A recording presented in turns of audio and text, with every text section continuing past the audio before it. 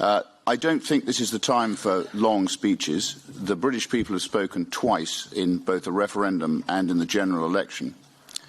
And whilst myself and a lot of my colleagues from the Brexit Party aren't politicians, we have enjoyed our time in the European Parliament.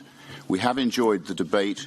We have enjoyed meeting people. And I think had this establishment been more democratic, it's possible that we may not have ended up with the Brexit that we're going to now have. It needs to be more flexible and it needs to change because the world is changing and it cannot stand as an isolated island of protectionism in a world that is becoming global. So I want to say that obviously some of our colleagues in Parliament don't agree with this decision, but if you believe in democracy, you have to support the fact that British people, a majority of them, voted to leave. They didn't do it for pecuniary advantage. They didn't do it for pecuniary benefit. They did it because they wanted their sovereign nation back and they wanted to determine the way in which they took their country with an accountable parliament in Westminster. That doesn't mean to say we're leaving Europe. We're leaving the European Union. And Britain has always played a big part in the history of Europe, well before the European Union was founded. We have sacrificed much to ensure that Europe is free. And all I think now, and all I ask and plead with this establishment here, is that you behave fairly towards the British when it comes to agreeing a trade deal over the next 11 months. Because Boris Johnson has actually stated, and it's going into the legislation that is currently in front of the Lords, that there will be no extension beyond December 2020.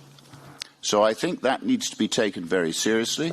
I think this establishment needs to remember that whilst we do have a large amount of trade with Europe, we have a £100 billion trade deficit with Europe.